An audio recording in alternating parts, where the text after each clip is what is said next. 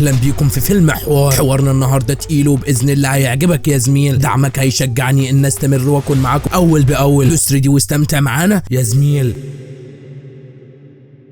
بيبدأ الفيلم مع عالم الفضاء مهرة اللي بيحاول يكلم الفضائيين لكن مفيش اي حد بيرد عليه، وده بعد محاولات كتيره لحد ما بيزهق وبيقوم لان الاختراع بتاعه مش جايب نتيجه. فجأة بنشوف ان في رد جاله وبنشوف مهرة اللي بيتصدم وبيرجع من تاني، بيحاول مره تانية والمره دي بتنجح يا زميل. بينادي على سونيا مراته وساعتها بتقول له في ايه اللي حصل؟ بيقول لها بصي ردوا عليا، بيقول لها انا حققت حلم وحققت المشروع اللي تعبت فيه، لازم اروح المركز علشان اعرفهم بكل حاجه. بيروح لهم وبيقول لهم على كل حاجه، بيفضلوا يضحكوا عليه والاقرع ده بيقول له يا ترى بقى قالوا لك صباح الخير ولا سالوك انت اكلت ايه؟ يقول لهم بس انا مش بضحك. تاني بيقول له احنا شغالين على المشروع ده من زمان واحنا كتير، ازاي يعني ما جالناش اي اشاره وجالك انت؟ الظاهر ان انت كبرت وخرفت. بيقول لهم بس انا فضلت كتير لوحدي في المشروع ده. التاني بيقول له روح يا عم بلاش كلام فاضي، انت جاي تحقق حلمك عندنا. بعد كده بنشوفه في عربيته بيقول لمراته على كل حاجه وانهم مش مصدقينه، بتهديه وبتقول له مفيش اي حد يتسهل ان انت تروح له وتكلمه علشان انت حققت انجاز كبير، هم اللي هيجوا عليه وساعتها انت هتكون مرفوع الراس. مره واحده وهم ماشيين نور العربيه بيفضل يطفي ويشتغل، بيستغرب جدا وبيقول لها ايه اللي بيحصل؟ كشافات بتنكسر وفجاه بنشوف المركبه الفضائيه دي. ساعتها مهرة بيفرح وبيقول لها انا مش مصدق نفسي المشروع بتاعه اهو، لكن تركيزه كله بيكون مع المركبه. وفجاه العربيه بتتقلب بيهم هو وسونيا، سونيا بتقع منها والعربيه بتتفجر بالكامل ومهرة راح فيها يا زميل، وساعتها مراته بتكون منهاره عليه جدا.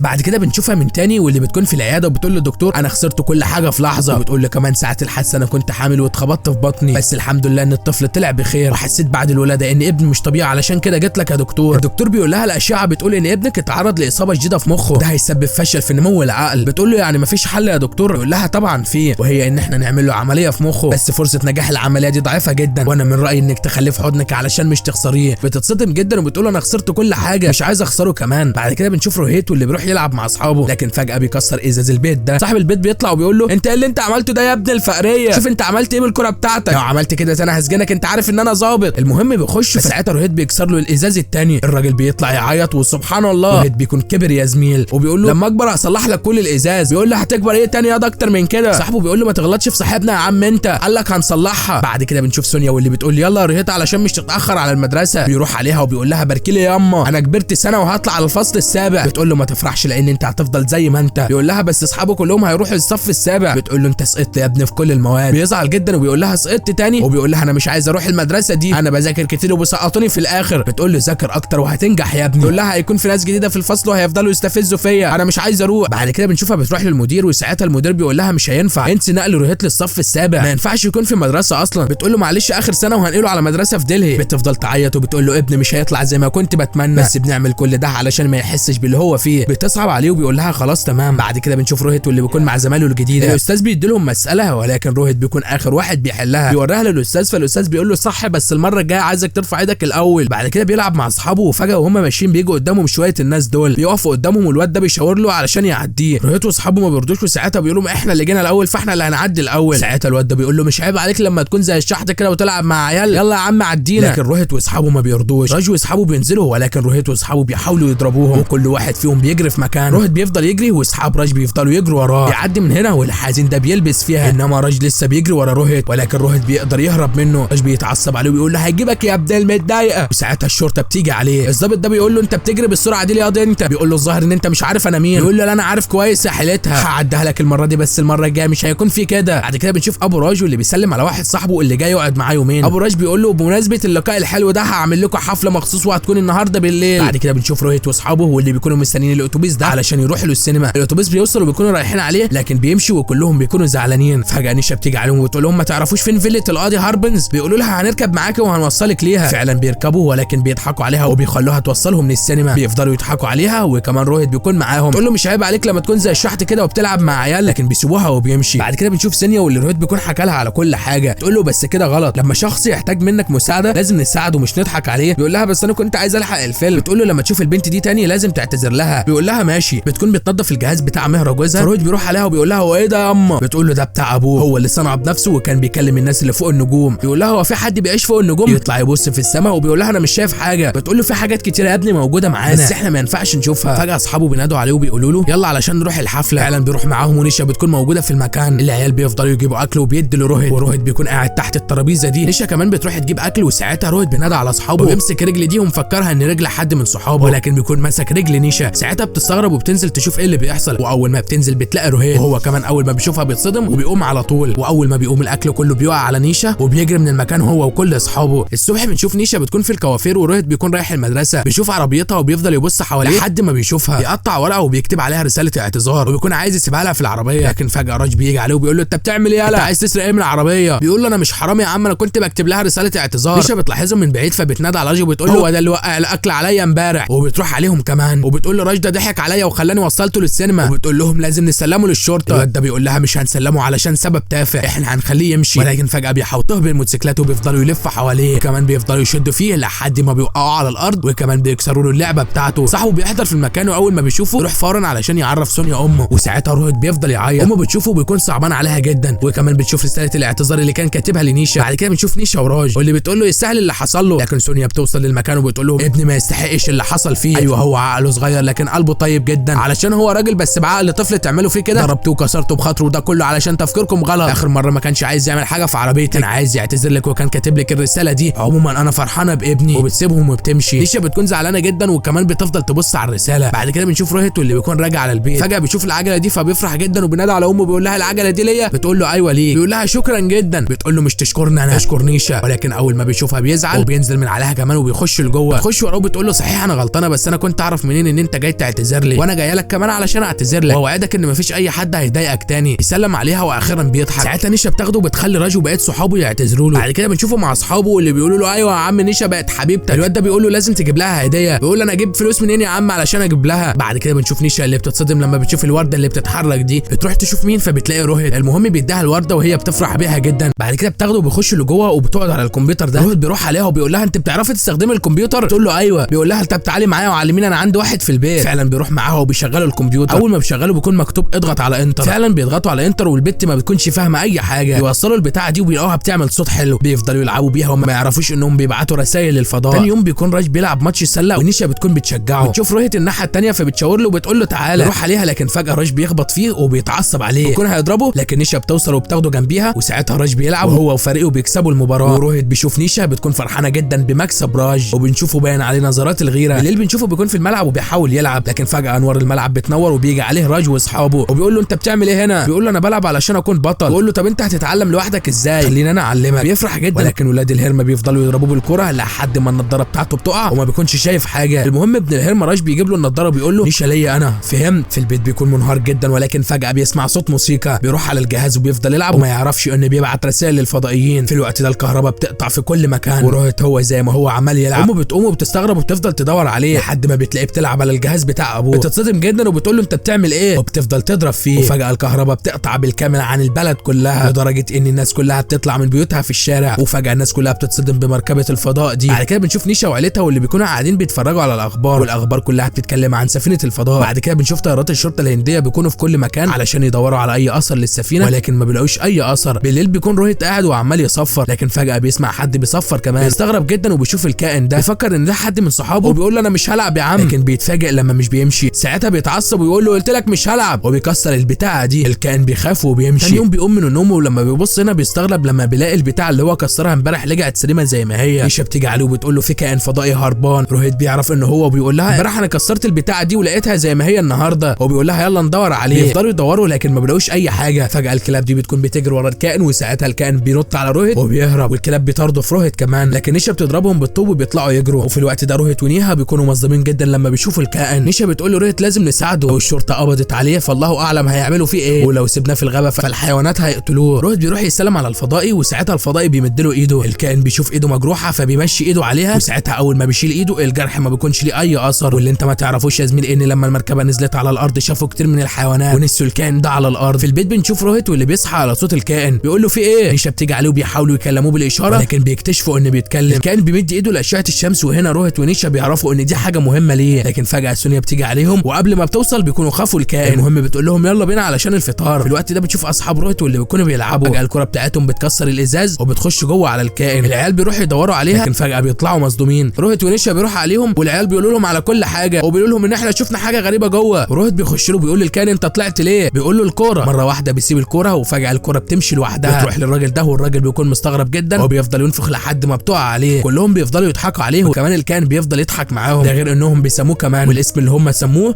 جادو، ومن بعدها كمان بياخدوه وبيلعبوا معاه. في الوقت ده بنشوف راجو اللي بيروح لاصحابه ويقول لهم انتوا بتضحكوا على ايه؟ يقول لهم لما نيشا وروهيت يتجوزوا هيخلفوا اطفال طبيعيين ولا لا؟ استغرب جدا، والبت دي بتقول نيشا بتقضي كل وقتها مع روهيت. الواد ده بيقول له لازم تعمل حاجه يا راج. بعدها راج بيروح لابوها وبيطلب ايديها. الوقت ده بنشوف نيشا واللي بتروح لراجو بتقول له انت كذبت على ابويا وقلت له ان انا موافقه. يقول لها بس انت مش معارضه على كده. بتقول له ايوه بس انا وانت ما نعرفش بعض كويس علشان تطلب الجواز دلوقتي. يقول لها ما معلش انت مش مدياني فرصه، كل وقتك مع اللي اسمه روهيت ده. بتقول له انت مالكش دعوه بحياتي الشخصيه. بيقول لها يعني انت تقبلي تهينيني علشان اللي اجرب روهيت ده؟ بتقول له اللي انت بتقول عليه اجرب ده انضف منك، وبتسيبه وبتمشي. في الوقت ده روهيت بيكون زعلان ومتعصب جدا. امه بتيجي عليه وبتقول له في ايه؟ يقول لها نيشا هتتجوز راج. بتقول له طب وانت زعلان ليه؟ يقول لها علشان انا بحبها، وبيفضل يعيط. والكائن بيكون سامع كل حاجه. امه بتفضل تعيط كمان وبتقول له كل ده بسبب المركبه الفضائيه، كان زمان ابوك عايش معانا دلوقتي وانت كنت زمانك كويس ومفيش فيك اي حاجه. تحكي له على كل حاجه. بعد كده بنشوف روهيت اللي بيكون نايم وفجاه الكائن بيجي عليه وبيحط ايده على دماغه. المهم روهيت بيفوق وبيقول له انت بتعمل ايه هنا؟ بيقول له روح استخبى. يقوم يلبس النضاره بتاعته لكن بيكتشف انه مش بيشوف اي حاجه بالنضاره. بيقلعها وبيكتشف ان هو بيشوف من غير النضاره. يفرح جدا وبعدها بنشوفه في المدرسه. صحابه بيقولوا له انت مش لابس النضاره ليه؟ بيقول لهم انا صحيت لقيت نفسي من غير النضاره. الواد ده بيقول له خلاص اقرا الكلام اللي الاستاذ كاتبه ده. فعلا بيقرا المساله اللي مكتوبه وبيحلها كمان. الكل بيستغرب وكمان الاستاذ بيستغرب. بعدها بيكون واقف مع اصحابه وفجاه الكره دي بتيجي عليه. الواد ده بيقول له هات الكره يا روهي ولا انت مش قادر، وبيفضل يستفز فيه. روهيت بيتعصب وبيشوط الكره وبتيجي في نص دماغه وبتطيره كمان. ما بيكونش عارف ايه اللي حصل وبيفضل مستغرب. صحاب الواد بيروح عليه وبيقول له انت مفكر ان انت بقيت قوي ولا ايه؟ بيطلب من صاحبه يضربه، لكن اول ما بيضربه الواد بيلف مكانه وبيقع على الارض. روهيت بيفرح جدا وبيرفع ايده، لكن اول ما بيرفعها بيتصدم لما بيشوف العضله دي في ايده، وكمان العضله بتقطع هدومه. تاني بيخش عليه لكن ضربه واحده من روهيت بيطيره وبيفضل يضحك عليه. بعد كده بنشوفه قاعد مع نيشا وبتقول له انت زعلان مني؟ يقول لها ايوه، وبيقول لها علشان انت هتسيبيني وتروحي لراج. بتقول له بس انا مش هسيبك. بيفرح جدا وبتقول له انا رفضت راج. بعد كده بنشوفه فرحان وبيكلم الكائن وبيحكي له على اللي حصل، والكائن بيفضل يضحك كمان. روهيت بيقول له انت اللي عملت كل ده وبيشكره كمان. فجاه امه بتخش عليه وبتتصدم جدا اول ما بتشوف الكائن. روهيت بيقول لها ده صاحبي ما تخافيش. بتروح عليه وبتقول له ابعد عنه ما تلمسوش. بيهديها وبيحكي لها على كل حاجه. يقول لها ده غلبان وما بيعملش حاجه. بتقول له مش هينفع يقعد معانا لحظه واحده، وبتقول له انا هرن على الشرطه علشان يجي ياخدوه. بتكون رايحه علشان ترن، ولكن اول ما بتفتح بتلاقي مدير المدرسه معاها على الخط. بيقول لها ابنك ذكي جدا وحل مساله اكبر منه بكتير. الوليه بتصدم وساعتها روهيت بيقول لها هو ايه اللي حصل ومين اللي بيكلمك؟ تقول له المدير، وبتقول له كمان ان هم هينقلوا للصف العاشر. بتقول له ازاي ده كله حصل؟ بيقول لها السبب في كل ده جادو. ساعتها بتقول له انت ازاي بتشوف من غير النضاره؟ جادو بيجي عليهم وساعتها الوليه بتاخده بالحضن. بعد كده بنشوف روهيت واللي بيكون مع نيشا. فجاه بيروح على راج وبياخد منه الكره وبيقول له الكره دي مش للاطفال. ساعتها راج بيقول له انا طالبك في ماتش يا زميل والجايزه هتكون هي نيشا. روهيت بيوافق وساعتها راج بيفضل يضحك عليه. بعد كده بنشوف الواد ده هو اللي بيقول لروهيت وبقيت صحابه انتوا عارفين راج وفرقته فرقه كبيره ومش سهل نكسبها، وبعدين احنا هننط ازاي علشان نحط الكوره؟ بيجرب ينط ولكن مش بينط يا زميل، ده بيطير، وده كله بمساعده جادو. تاني يوم المباراه بتبدا وراج وكل اصحابه بيفضلوا يضحكوا على فرقه روهيت. وروهيت بيكون حاطط جادو في البتاعه دي وبيقول له ما تتحركش. المباراه بتبدا وروهيت بيخطف اول هدف وكمان بيخطف الثاني، ونيشا بتكون فرحانه جدا من اللي بيعمله روهيت. هنا راج بيكون هيخطف هدف لكن روهيت بيلحقه وبياخدها مرتده وبيخطف هدف كمان. ساعتها راج وكل اصحابه بيكونوا غضبانين، وساعتها راج بيقول لهم احنا هنمسك روهيت بس. وبعدها فريق راج بيخطف هدف وبيخطفوا الثاني كمان وكمان بيخطفوا الثالث وبيتقدموا كتير عن روهيت. ساعتها نيشا بتكون قلقانه من المباراه، وهنا صحاب روهيت بيقولوا له احنا مش عارفين ننط ليه، والنتيجه عماله تتصعب عليهم. الفريق كله بيروح لجادو بيقولوا له ايه اللي حصل؟ بيقول لهم ضوء الشمس. روهيت بيفهم وبيقول لهم جادو بياخد كل طاقته من ضوء الشمس، ولو ما فيش ضوء شمس فمش هيعرف يعمل لنا حاجه. بيبدا الشوط الثاني وراج وفرقته بيكونوا هيسجلوا هدف، لكن روهيت بيلحقهم على اخر لحظه، لكن ساعتها بزقوه بيوقعوه على الارض. وهنا بقى ضوء الشمس بيجي من جديد ويعرف ان كل اللي جاي تقيل. العيال بتتحول وبيطيروا كمان، وكمان روهيت بيطير يا جدعان. الكذب بيكون كتير واخيرا فرقه روهيت بيقدروا يرجعوا من تاني. اخيرا روهيت بيفضل يطير وبيسجل هدف الفوز كمان وبيكسب روهيت وفريقه يا زميل. في الوقت ده اصحاب روهيت بيكونوا مروحين جادو، لكن فجاه صحاب راج بيوقفوهم. الواد ده بيقول لهم ايه اللي في الشنطه؟ العيال بيفضلوا يجروا والتانيين وراهم يا زميل، لكن وهم بيجروا الشنطه اللي فيها جادو بتقع منهم. في الوقت ده بنشوف الشرطي اللي بيكون في عربيته وفجاه بيتصدم لما بيشوف الكائن. يروح يكلم القائد وبيقول له انا شفته بعناية يا باشا. الشرطه بتحضر في المكان وبيكونوا هياخدوه، لكن على اخر لحظه روهيت بياخد الشنطه وبيجري من المكان. بيفضل يجري ولكن فجاه بيقع على الارض. بيكون رايح على الشنطه، لكن مين اللي بيقف قدامه؟ راج يا زميل. الواد بيكون رايح يشوف ايه اللي في الشنطه، لكن روهيت بيديله اللي في النصيب وبيجيبه على الارض. راج بيكون عايز يضربه لكن مش على روهيت يا زميل، بيطحن فيه لحد ما بيجيبه على الارض وبيفضل يطحن في اللي قدامه كمان. راج بيخش من تاني، لكن روهيت علشان جادو يعمل المستحيل يضربه يمين في شمال لحد ما الشرطه بتوصل للمكان. يروح يشوف الشنطه لكن مش بيلاقوا فيها اي حاجه. الظابط ده بيقول له ما تعملش مشاكل تاني وارجع للبيت. وبنرجع لما كان العبيط ده بيكلم القائد بتاعه. جادو حط له شويه من العفش في الشنطه ومشي. بعد كده روهيت بيوصل البيت وبيسال امه عن جادو. ساعتها امه بتقول له في طريقه واحده بس علشان جادو يكون في امان، وهو انهم يرجعوه زي ما جه، لكن لو عملوا كده روهيت هيرجع زي الاول وهيرجع زي الاطفال وهيحفلوا عليه الكبار قبل الصغار. ساعتها روهيت بيقول لجادو ما تقلقش عليا انا هعيش كده لان انا متعود. وساعتها بيروح على الجهاز وبيبعت لهم يا زميل، وقبل ما يردوا الشرطه بتكون وصلت وصلت للمكان. واخيرا الفضائيين بيردوا وبقيت اصحابه وامه بيطلعوا للشرطه. هو بياخد جادو وبيمشي من الناحيه الثانيه، لكن للاسف الشرطه بتحاوطه من كل مكان. والظابط ده بيقول له سلم البتاع علينا، لكن بيقول له مستحيل. بينزلوا تلطيش فيه وللاسف بيقدروا ياخدوا الكائن منه وهو بيفقد الوعي. بعدها بياخدوه على البيت وبيفوقوه. واول ما بيصحى بيقول لهم فين جادو، يعرفوا المكان وامه بتقول له جه دورك علشان تنقذ اللي خلاك سعيد. الواد بيروح عليهم وبيخلص فيهم واحد ورا الثاني وبياخد الكائن. واول ما بيشيلوا الكهرباء بتقطع في المكان كله، وساعتها روهيت بياخده في العربيه دي وبيمشي من المكان. الشرطه كلهم بيضربوا عليه نار لكن الواد ما بيتهزش يا زميل. وهو ماشي صحابه بيقابلوه ولسه الشرطه بتجري ورا العربيه. الشرطه بتضرب RPG وبتدمر الجسر ده. بيروحوا فورا على العربيه ولكن اللي بيلاقوه في العربيه الاطفال يا زميل. الظابط ده بيقول لهم هو روهيت راح فين؟ بيقولوا له مش هتلاقيه يا زميل. وهنا روهيت بيكون مع جادو. واخيرا مركبه الفضاء بتحضر في المكان. روهيت بيودع صاحبه وبيقول له شكرا على كل حاجه وبيودعه يا زميل وبيمشوا من المكان. بعد كده بنشوف الكل بيكرم روهيت لان القضيه لفت العالم كله، وبدل ما كانوا هيحبسوه كل الناس من جميع انحاء العالم اتعاطفوا معاه علشان انقذ حياه الكائن. بعد كده بنشوفه ماشي مع نيشا وفجاه بيجي عليهم راج وبيقول له اللي كان بيساعدك راح، يلا شوط الكره ورينا هتعمل ايه. نيشا بتقول له يلا نمشي، لكن فجاه روهيت بيشوط الكره بتيجي في نص دماغ ابن الهرمه وبيطيره كمان. العيال التانيين بيخافوا وبيجروا فورا، وروهيت بيفرح جدا ولما بيبص في السماء بيشوف ان في اشاره جايه له من جادو. وبكده بقى نكون وصلنا لنهايه فيلمنا التقيل. يا ريت لو عجبك الفيلم وملخصنا ما تنساش تدعمنا بلايكك واشتراكك، ويلا سلام.